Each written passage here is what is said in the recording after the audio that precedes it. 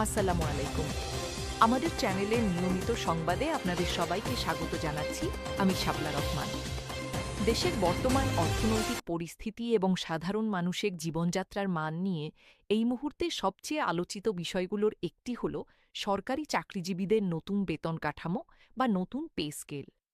আমরা সবাই জানি, বিগত কয়েক বছর ধরে বিশ্বব্যাপী নানা সংকট এবং দেশের ভেতরের কিছু অর্থনৈতিক চ্যালেঞ্জের কারণে সামগ্রিক অর্থনীতি একটি কঠিন সময় পার করছে। বিশেষ করে উচ্চ মূল্যস্ফীতি বা নিত্য প্রয়োজনীয় জিনিসপত্রের দামের ঊর্ধ্বগতি সাধারণ মানুষের পাশাপাশি সরকারি কর্মকর্তা কর্মচারীদের জীবনযাত্রায় বড় ধরনের প্রভাব ফেলেছে। এই পরিস্থিতিতে সবার মনেই একটি বড় প্রশ্ন ছিল, কবে আসবে নতুন পে স্কেল? অবশেষে এই বিষয়ে একটি অত্যন্ত গুরুত্বপূর্ণ এবং বাস্তবমুখী সিদ্ধান্ত জানা যাচ্ছে। সরকারের নীতি নির্ধারণী পর্যায় থেকে ইঙ্গিত দেওয়া হয়েছে যে দেশের বর্তমান সামগ্রিক অর্থনৈতিক পরিস্থিতি এবং উচ্চ মূল্যস্ফীতির কথা বিবেচনা করে পুরো পে স্কেল একবারে দেওয়া হবে না। এর পরিবর্তে অর্থনীতিকে বড় ধরনের কোনো চাপের মুখে না ফেলে আগামী ৩টি অর্থবছরে ধাপে ধাপে এটি পূর্ণাঙ্গ রূপ পাবে। আজকের এই ভিডিওতে আমরা বিস্তারিতভাবে বিশ্লেষণ করব কেন সরকার একবারে পুরো পে স্কেল না দিয়ে ৩টি অর্থবছরে ভাগ করে দেওয়ার সিদ্ধান্ত নিল এবং এর ফলে সরকারি কর্মচারী ও দেশের অর্থনীতির কী লাভ বা ক্ষতি হবে। পুরো বিষয়টি সহজ ভাষায় বুঝতে আমাদের সাথেই থাকুন।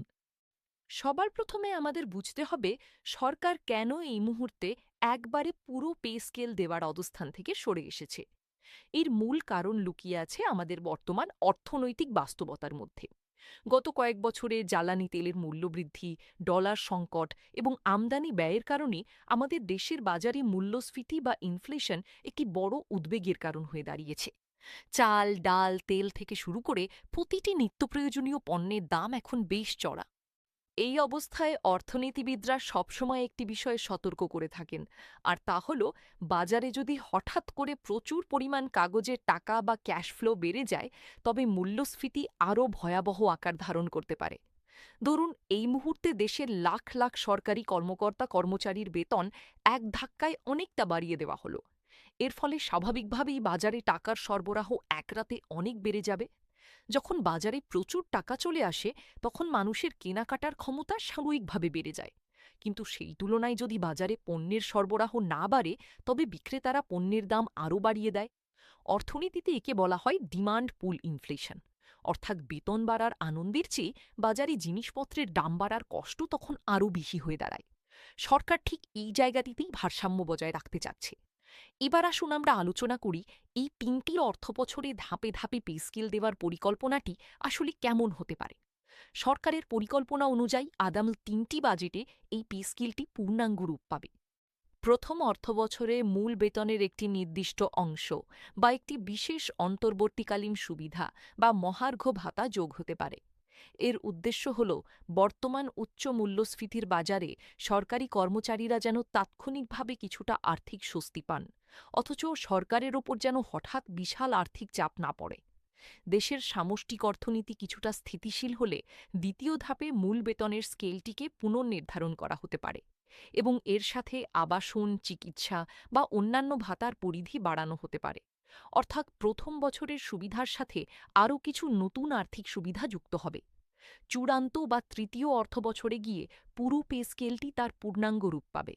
আশা করা হচ্ছে এই ৩ বছরের মধ্যে দেশের রাজস্ব আদায় বৃদ্ধি পাবে এবং বিশ্ব অর্থনীতিও স্বাভাবিক হয়ে আসবে। ফলে চূড়ান্ত ধাপে গিয়ে কর্মচারীরা নতুন স্কেলের শতভাগ সুবিধা কোনো রকম অর্থনৈতিক ঝুঁকি ছাড়াই ভোগ করতে পারবেন। এখন প্রশ্ন আসতে পারে, এই সিদ্ধান্তের ফলে দেশের সামগ্রিক অর্থনীতি এবং সাধারণ জনগণের কী লাভ হবে? এর উত্তর হল, এই সিদ্ধান্তের সবচেয়ে বড় সুবিধা হল এটি বাজারকে হঠাৎ অস্থির হতে দেবে না। আমাদের দেশে একটি প্রচলিত প্রবণতা রয়েছে যে যখনই শোনা যায় সরকারি কর্মকর্তাদের বেতন বাড়ছে, তখনই বাজারে এক ধরনের কৃত্রিম সংকট তৈরি করা হয় এবং অসাধু ব্যবসায়ীরা জিনিসপত্রের দাম বাড়িয়ে দেয়। কিন্তু সরকার যখন ঘোষণা দিচ্ছে যে একবারে পুরো বেতন বাড়ছে না, বরং ৩ বছরে ধাপে ধাপে সমন্বয় করা হবে, তখন বাজারে হঠাৎ করে দাম বাড়ানোর সেই অজুহাতটি আর কাজ করবে না। দ্বিতীয়ত, সরকারের বাজেট ব্যবস্থাপনা নিয়ন্ত্রণে রাখা সম্ভব হবে। একটি নতুন পে স্কেল একবারে বাস্তবায়ন করতে গেলে সরকারের ওপর প্রতি বছর অতিরিক্ত হাজার হাজার কোটি টাকার আর্থিক চাপ তৈরি হয়। এই বিপুল পরিমাণ অর্থ সংস্থান করতে গিয়ে সরকারকে হয়তো ব্যাংক ব্যবস্থা থেকে ঋণ নিতে হতো, অথবা নতুন করে টাকা ছাপাতে হতো। ব্যাংক থেকে সরকার বেশি ঋণ নিলে বেসরকারি খাত ঋণ পায় না, ফলে কর্মসংস্থান বাধাগ্রস্ত হয়। আর নতুন টাকা ছাপালে মূল্যস্ফীতি আরও বাড়ে।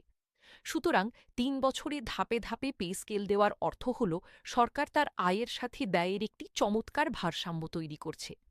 তবে সরকারি কর্মকর্তা ও কর্মচারীদের দৃষ্টিকোণ থেকে চিন্তা করলে তাদের দীর্ঘদিনের একটা প্রত্যাশা ছিল যে একটি পূর্ণাঙ্গ নতুন পে স্কেল আসবে, যা দিয়ে তারা বর্তমান বাজারের চড়া মূল্যের সাথে খাপ খাইয়ে নিতে পারবেন। একবারে পুরো পে স্কেল না পেয়ে ধাপে ধাপে পাওয়ার সিদ্ধান্তে স্বাভাবিকভাবেই তাদের মধ্যে কিছুটা মিশ্র প্রতিক্রিয়া দেখা দিতে পারে, কারণ ফিক্সড ইনকাম বা নির্দিষ্ট বেতনের চাকরিজীবীরাই মূল্যস্ফীতির ধাক্কা সবচেয়ে বেশি অনুভব করেন। কিন্তু বাস্তবসম্মতভাবে চিন্তা করলে দেশের অর্থনীতি যদি ভেঙে পড়ে বা বাজারে যদি অতি মূল্যস্ফীতি দেখা দেয়, তবে কাগজের টাকায় বেতন দ্বিগুণ হলেও বাস্তব জীবনে তার কোনো মূল্য থাকে না। তাই কর্মচারীদের জন্য এটি মেনে নেওয়া হয়তো কিছুটা কঠিন, কিন্তু দেশের সামগ্রিক অর্থনৈতিক সুরক্ষার স্বার্থে এটি একটি দায়িত্বশীল পদক্ষেপ। ধাপে ধাপে দেওয়ার অর্থ কিন্তু বেতন না দেওয়া নয়, বরং এটি একটি টেকসই উপায়ে নিশ্চিত করা যাতে আজ যে বেতনটা বাড়ছে কাল বাজারে গিয়ে তার কার্যকারিতা হারিয়ে না যায়। পরিশেষে বলা যায়, দেশের বর্তমান অর্থনৈতিক পরিস্থিতি বিবেচনা করে আগামী ৩টি অর্থবছরে ধাপে ধাপে পে স্কেল পূর্ণাঙ্গ রূপ দেওয়ার এই সিদ্ধান্তটি বর্তমান পরিস্থিতির আলোকে একটি ভারসাম্যপূর্ণ পদক্ষেপ। সরকার একদিকে যেমন কর্মচারীদের জীবনযাত্রার কথা ভাবছে, অন্যদিকে দেশের সামষ্টিক অর্থনীতির স্থিতিশীলতা ও সাধারণ মানুষের ওপর যেন মূল্যস্ফীতির চাপ আর না বাড়ে সেদিকেও নজর রাখছে। সরকারের এই সিদ্ধান্ত নিয়ে আপনার মূল্যবান মতামত কি? আপনি কি মনে করেন বর্তমান পরিস্থিতিতে ধাপে ধাপে পে স্কেল দেওয়াটাই সঠিক সিদ্ধান্ত? অবশ্যই নিচে কমেন্ট করে আমাদের জানান। ভিডিওটি তথ্যবহুল মনে হলে লাইক এবং শেয়ার করতে ভুলবেন না।